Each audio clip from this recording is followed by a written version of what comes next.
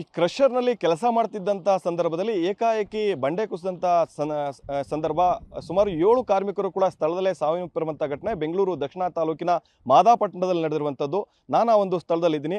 ನನ್ನ ಬಲಭಾಗದಲ್ಲಿ ಅಂದರೆ ನೇರವಾಗಿ ಹಿಂದೆ ಏನು ಕಾಣ್ತಾ ಇದೆ, ಈ ಮೇಲ್ಭಾಗದಿಂದಲೇ ಬಂಡೆ ಕುಸಿತಿರುವಂಥದ್ದು ದೃಶ್ಯದಲ್ಲಿ ಕೂಡ ಕಾಣಿಸ್ತಾ ಇದೆ. ಅಲ್ಲೊಂದೇನು ಇಟಾಚಿ ಇದೆ, ಅದರ ಮೇಲ್ಭಾಗದಲ್ಲೇ ಬಂಡೆ ದೊಡ್ಡದಾದಂಥ ಬೃಹತ್ತಾದಂಥ ಬಂಡೆ ಕುಸಿತಿರುವಂಥದ್ದು. ಸುಮಾರು ಅದರಿಂದ ಕೆಳಗೆ ಒಂದು 100 ರಿಂದ 200 ಅಡಿಯಷ್ಟು ಆಳದಲ್ಲಿ ಕೆಲಸದಲ್ಲಿ ಕಾರ್ಮಿಕರು ಕೆಲಸವನ್ನ ಮಾಡ್ತಾ ಇರ್ತಾರೆ. ಅಂದ್ರೆ ಸಂಜೆ ವೇಳೆ ಇಲ್ಲಿ ಬ್ಲಾಸ್ಟಿಂಗ್ ನಡೆಯುತ್ತೆ. ಬ್ಲಾಸ್ಟಿಂಗ್ ನಡೆಯೋದಕ್ಕೂ ಮೊದಲು ಬೆಳಗಿನ ಜಾವದಲ್ಲಿ ಅಲ್ಲಿ ಕುಳಿ ಕೆಲಸ ಮಾಡ್ತಾರೆ. ಅಂದ್ರೆ ಅಲ್ಲಿ ಕೆಲವೊಂದಿಷ್ಟು ಬೇರೆ ಬೇರೆ ಸ್ಫೋಟಕ ಪದಾರ್ಥಗಳನ್ನೆಲ್ಲವನ್ನು ಕೂಡ ಅಲ್ಲಿ ಇಡುವಂತ ಕೆಲಸವನ್ನ ಬೆಳಗಿಂದಲೂ ಕೂಡ ಮಾಡ್ಕೊಂಡು ಬರ್ತಾರೆ.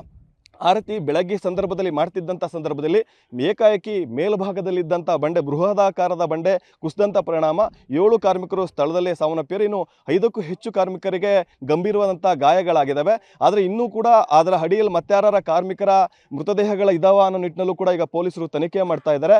ಈಗ ಬಿಹಾರದ ಮೂಲದ ಕಾರ್ಮಿಕರು ಸುಮಾರು ತಿಂಗಳುಗಳಿಂದಲೂ ಕೂಡ ಈ ಒಂದು ಬೆಂಗಳೂರು ದಕ್ಷಿಣ ತಾಲೂಕಿನ ಮಾದಾಪಟ್ಟಣದ ಕಾವೇರಿ ಸ್ಟೋನ್ ಕ್ರಷರ್ನಲ್ಲಿ ಕೆಲಸವನ್ನ ಮಾಡ್ತಾ ಇದ್ರು.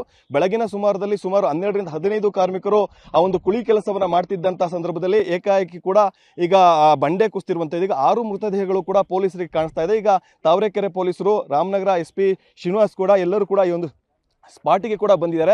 ಬೇರೆ ಬೇರೆ ಆಂಗಲ್ ಅಲ್ಲೂ ಕೂಡ ತನಿಖೆಯನ್ನ ಮಾಡ್ತಾ ಇರುವಂಥದ್ದು. ಜೊತೆಗೆ ಈಗ ಗಂಭೀರವಾಗಿ ಗಾಯಗೊಂಡಿರುವಂತಹ ಕಾರ್ಮಿಕರನ್ನು ಕೂಡ ಬೆಂಗಳೂರಿನ ರಾಜರಾಜೇಶ್ವರಿ ಆಸ್ಪತ್ರೆಗೆ ಕೂಡ ರವಾನೆ ಮಾಡಿರುವಂಥದ್ದು. ಅವರು ಕೂಡ ಅಲ್ಲಿ ಚಿಕಿತ್ಸೆ ಮುಂದುವರೆದಿದೆ. ಈಗ ಮೃತದೇಹಗಳನ್ನ ಅಂದ್ರೆ ಈಗ ದೃಶ್ಯದಲ್ಲಿ ಕೂಡ ಕಾಣಿಸ್ತಾ ಇದೆಯಲ್ಲ, 3 ಜನ ಏನ್ ನಿಂತಿದ್ದಾರೆ ಅದರ ಕೆಳಭಾಗದಲ್ಲೇ ಕಾರ್ಮಿಕರು ಕೆಲಸವನ್ನು ಕೂಡ ಮಾಡ್ತಿದ್ರು. ಅಲ್ಲಿಂದ ಕೂಡ ಅಲ್ಲಿಗೆ ಸುಮಾರು ಒಂದು 100 ಅಡಿಯಷ್ಟು ಆಳ ಇದೆ. ಅಂದ್ರೆ 200 ರಿಂದ 250 ಅಡಿ ಎತ್ತರದಿಂದ ಬಂಡೆ ಏಕಾಏಕಿ ಕುಸಿದು ಬಿದ್ದಂತ ಸಂದರ್ಭದಲ್ಲಿ ಕೆಳಭಾಗದಲ್ಲಿ ಕೆಲಸ ಮಾಡ್ತಿದ್ದಂತ ಕಾರ್ಮಿಕರು 7 ಜನರು ಕೂಡ ಸ್ಥಳದಲ್ಲೇ ಸಾವನ್ನಪ್ಪಿದ್ದಾರೆ. ಈಗ ಪೊಲೀಸರು ಕೂಡ ಮೃತದೇಹವನ್ನ ತೆಗೆಯುವಂತ ಕೆಲಸ ಕೂಡ ಮುಂದಾಗ್ತಾರೆ. ಮತ್ತೊಂದು ಕಡೆ ಆಸ್ಪತ್ರೆಯಲ್ಲೂ ಕೂಡ ಚಿಕಿತ್ಸೆ ಮುಂದುವರೆದಿರುವಂತದ್ದು.